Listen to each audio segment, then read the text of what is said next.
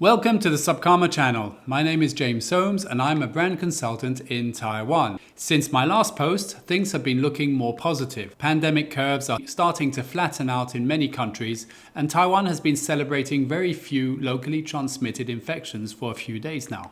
Yay! Praise the Lord. Nevertheless, the world is still pretty much on lockdown and fighting the pandemic. So my question today is, how can brands turn a crisis like this one into an opportunity?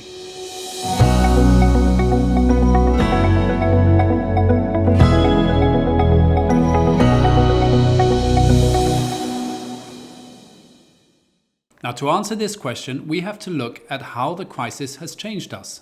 The most obvious change of all has been social distancing. We are all staying at home longer and avoiding larger crowds. Personally, I've not found it challenging at all. This is in fact great news for nerds and introverts, or socially awkward people like me. But this change has been challenging for many individuals and brands alike. So what are the implications of staying at home for businesses and brands? Well, for one, communication is now done at a distance. Brands can no longer speak to consumers in stores, face to face. And for some industries, such as hospitality and restaurants, this is pretty tough. It is, of course, a lot harder for brands to create a close rapport of trust with a consumer when it is done online. So what needs to change? Well, I suspect that brands are going to have to be more genuine in their communication. Brands in Taiwan, for example, are not particularly skilled at copywriting and communicating emotion through text and imagery online. So we are generally going to have to look at what we're saying and eliminate the superficial. We need to replace the superficial with authentic values, values that relate to permanent needs. I saw an article the other day talking about how gyms have changed their values from being a space to work out to being a place of motivation. Now, in that way, some gyms have changed their message so that it can appeal to people who are not able to leave home by coaching and communicating with online classes and coaching sessions. In these times of crisis, brands are going to have to communicate more authentically. Showing compassion and generosity should be the primary motivation for brands at this stage. Brands will want to distance themselves from obvious activities that appear to be merely for PR or for profit. Does anyone remember how Elon Musk offered to test a submarine to help in the search for the Thai children who were trapped in an underground cave last year? Billionaire entrepreneur Elon Musk has a method to save the Thai youth soccer team trapped in a cave. Well, here the offer was perceived as a PR stunt for his company. It did not resonate with media and consumers at all. On the other hand, companies who are modifying their production lines to manufacture protective gear, well, they feel more genuine. And I feel sometimes that a lot of brands are trying to milk this crisis to forward their brand reputation, and that's understandable.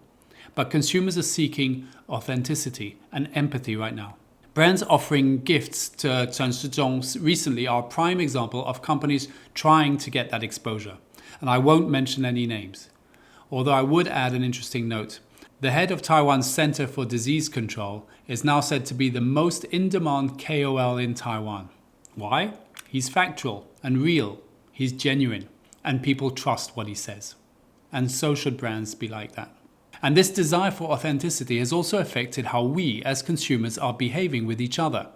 Social distancing and lockdowns has forced people to rely on Zoom or WebEx meetings with their friends, colleagues and loved ones. We have all become, in a space of a few months, pretty good at live streaming and sharing our thoughts online, including myself. Kind of. During the height of the virus outbreak in China in January, Weibo recorded a 110% increase in live streaming from the year before at the same period. And live streaming was already pretty advanced in China in those days. So in other words, the online celebrity or KOL has become a little bit more irrelevant than before. Streaming and posting videos on social media has become something that everyone can do now, and we're doing it for genuine reasons, such as staying in touch with people we love and staying in touch with reality, not the other way around. Now, don't get me wrong, KOLs will not disappear. Many are skilled at creating targeted content for their followers. Let's just hope that they show a more compassionate and altruistic attitude as brands and focus less on self-centered narcissism. Well, one can live in hope, I guess. Social distancing also means that brands are finding it harder to promote their brands through sampling. You know, Costco style, where you can queue to try free food samples. In countries under lockdown, sampling is impossible, and since consumers are less likely to purchase a new brand if they haven't sampled it, this is a problem. The great thing is that this is forcing brands to be more creative in reaching their audiences. And I would like to share a couple of really cool ideas that a couple of overseas brands have come up with. Do you know the famous air freshener brand Glade? Well, they came up with a super creative way of getting people to smell their products without having to go to Walmart to sample them. Now what they did was work with a bubble wrap company, and they had the bubbles filled with Glade scents. And any package ordered online to Walmart would be wrapped in the scent-filled bubble wrap. All the recipient had to do to sample the air freshener was to pop the bubble. Now I think that's a really cool idea. I wish I had it first. Imagine how you could pop a bubble every few hours in your home whenever you want to freshen the air, and that's a brilliant idea. Another example, although a bit creepy, comes from a Peruvian dairy company. Now they had motorcycle drivers strategically waiting outside Italian restaurants across the capital city. And whenever the restaurant would send someone out to deliver a pizza, the motorcyclist would follow the delivery person to the customer's home.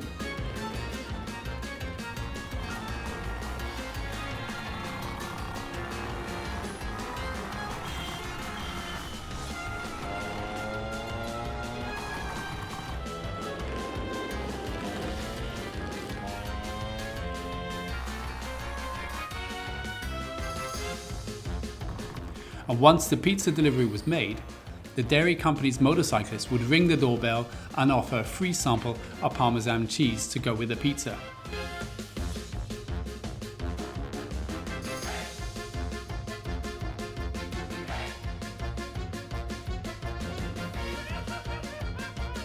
Now, is it me, or does that sound a bit creepy?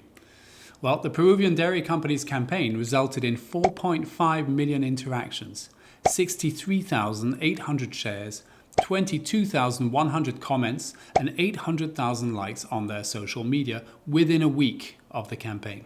So that's not too shabby, I would say. So what can we do here in Taiwan during these times? I say let's embrace these times. It is a time to re-evaluate how our brand values resonate with people who care more than ever about genuine, honest, and real values. Revise your generic company introductions and slogans. Now, I'll talk about slogans and copywriting in a later video, so make sure you stay posted if you want more insight. It's also a time to go online and explore how much of your business can become digital. Create your own channel and interact more with your clients. Remember, many overseas clients are unable to travel, so you have a captive audience thirsting for communication and contact, so learn how to broadcast. Take your clients on virtual tours of your sample rooms or your offices. Create online booths where people can discover your products and interact with you via messaging. Finally, move fast, because this crisis is easing by the day, and those who move fast in these times can make an impact, no matter how big. Taiwanese businesses are known for being innovative and flexible, so this is perfect for us to start promoting them to the world in a new way. Now, I will leave you with a great short-term campaign that illustrates how quick thinking and execution during the pandemic can build up Taiwan's image. Many of you are probably familiar with this site, but I was really amused to see a new online shop sprout out called Crazy Healthy Asians.